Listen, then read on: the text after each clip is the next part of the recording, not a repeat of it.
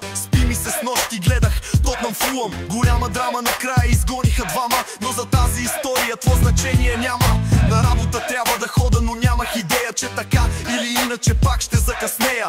Следва сутрешен туалет.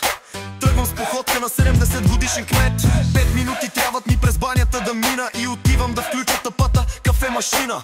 Копчето натискам, излизат съобщения. Няма вода, няма кафе, а бе пълна трагедия. Запазих достоинство, направих каквото трябва. Докъде се докарах, кафемашина ме командва. Седнах пред екрана да погледам новини. Добре ми се отразява, когато ми се спи. Започнаха реклами на превръзки и тампони, шоколадови бомбони и маркови макарони. Хапчета за подагра, прахче за киселини, интимен гел, виагра и всевъзможни глупости. Станах от стола, тръгнах към вратата. Върнах се да си взема шишето с водата. Излязох на етажа и повиках асансьора. Бавеше се сутрин, слизат много хора. Влязох през вратата в асансьорната кабина. Въпреки че беше зима, се изпотих като за трима. Страхотен пейзаж. Натъкнах се на съседката от горния етаж.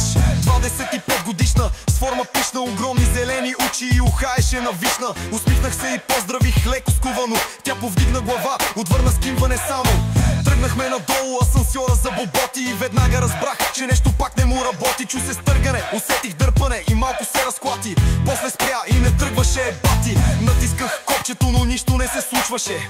А съседката все повече се сдухваше. Обърна се към мен, полужива, полумъртва. Заседнахме, викам, не бе, просто не тръгва. Не й стана приятно от плоската ми шега и реших, че веднага трябва да я изведа. Ама не като по филмите, бе, няма го горния капак, дето Джейсън Стейтъм винаги отваря с крак. Затова за момента оставих тази тактика. Просто ми трябваше малко повече практика. Съседката се оплакваше и изпусна часа при фризьора. Нищо, звъни, кажи, заседнахме в асансьора. След поредната ми тъпа шега, тя забеляза номера на техниците и веднага ми каза: ето номер, запиши го и набери. Аз ще пиша за всеки случай на чат GPT. Поглеждам към номера и за миг се сетвам. Добра стратегия, нищо, че не е на Джейсън Стейтъм. Телефона набрах и техника дойде. Асансьора поправи, най-после излязохме. Дамата изтича за часа при фризьора. Аз седях и си говорих с техника на асансьора. Не вярвах, че ще доживея, бъзикна ме той. Ако беше казал, щях да закъснея, бе мой.